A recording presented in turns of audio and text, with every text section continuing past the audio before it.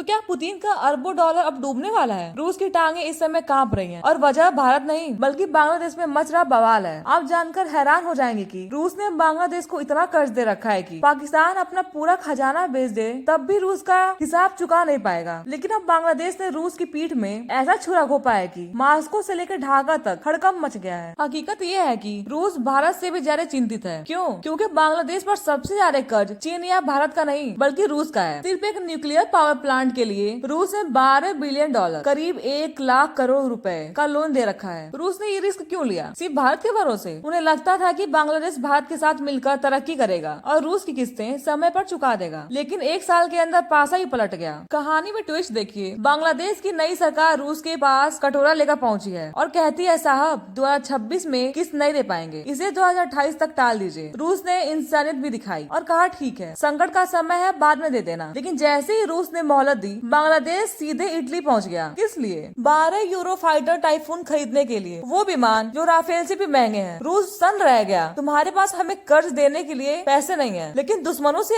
अरबों डॉलर के हथियार खरीदने के लिए तिजोरी भरी पड़ी है। वो भी किसके खिलाफ? भारत के खिलाफ, जिसके पास 3000 से ज्यादा लड़ाकू विमान है। और अब रूस का सब्र टूट चुका है। ढाका में खड़े होकर रूसी राजदूत ने फटकार लगाई है कि उसने पूरी दुनिया को हिलाकर रख दिया है। रूस ने साफ कह दिया, 1971 भूल गए क्या? किसने बनाया था तुम्हें? अपनी औकात में रहो और तुरंत भारत के साथ रिश्ते सुधारो। रूस ने चेतावनी दी है कि जिस अमेरिका के दम पर तुम उड़ रहे हो ना, तबाही आने पर वो सबसे पहले तंबू उखाड़कर भागेगा और फिर तुम्हें जान बचाने के लिए भारत या रूस के पैरों पर ही आना पड़ेगा। रूस ये सब भारत के प्यार में नहीं कह रहा, बल्कि उसे अपनी एक ही पाई की चिंता हो रही है। उसे पता है अगर बांग्लादेश भारत से भिड़ा तो उसकी इकोनॉमी डूबेगी और साथ में रूस का अरबों डॉलर भी डूब जाएगा। अब सवाल ये है कि क्या बांग्लादेश इस चेतावनी को समझेगा या फिर बर्बादी की राह पर चलता रहेगा? आपको क्या लगता है? क्या रूस को अपना पैसा वापस मिलेगा? कमेंट में अपनी राय जरूर लिखें और ऐसी खबरों के लिए चैनल को सब्सक्राइब जरूर करके रखें। वीडियो में अभी तक बने रहने के लिए धन्यवाद। मिलते हैं अगली वीडियो में।